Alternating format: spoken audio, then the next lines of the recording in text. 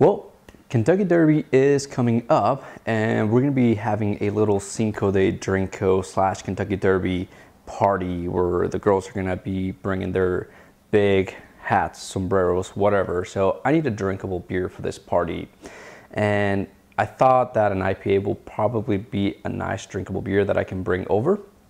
So here's what I got. It's a very simple recipe. I've got 11 3/4 pounds of Pale Malt, that's US, and then I'm going to be using 0.15 pounds of Victory Malt, which is just over 2 ounces, and about 0.4 pounds of Caramel Munich 60 Lovey Bond, and 4 pounds is about just under 7 ounces of malt. For my hops, I just got an ounce of each Cascade, Amarillo hops, and Chinook. And then for my yeast, I'm going to be using Wyeast 1056, just made a 2-liter starter last night, and that's pretty much it. This beer is going to be a nice one to brew after doing all these decoction mashes. It's going to be a simple infusion mash, so I'm going to go ahead and get started. So I started out by adding all of my grains into my mash tun, and I added half a teaspoon of calcium chloride and half a teaspoon of gypsum salt. And this is because I'm going to be using reverse osmosis water. I set my water temperature at about 164 degrees and I started mashing in.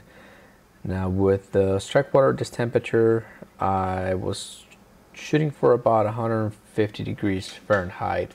You can brew this beer either by mashing in at about 149 to about 151 degrees. Anywhere around that temperature will give you a fairly dry beer, so 150 was my goal. So I had enough water to cover my grain, so it was a fairly medium thick mash. And the nice thing about a beer like this, it's a simple infusion mash, so you just set your temperature and you just let it rest. Now, after about 15 minutes of resting, I want to check my pH, and then after that, I just got to make sure that my temperature stays right around 149 degrees, and that's pretty much where I stayed throughout the mash. So I mashed this for about 90 minutes to make sure that I got full starch to sugar conversion, and then at that point, I went ahead and mashed out, so I raised the temperature up to about 170 degrees.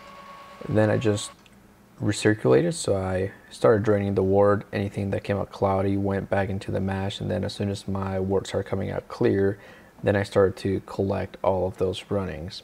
It took me about an hour and a half to drain the mash tun, and I fly sparged for this one, so I added water as I was draining the wort. At that point, I started to bring this to a boil. So here I just want to show what a boil over looks like. The foam starts to build up, and if you don't stop it, it'll just keep going until it pretty much spills over. Now, in order to control it, the easiest way is to just turn the heat down and basically open up some sort of airspace so that your wort is able to breathe.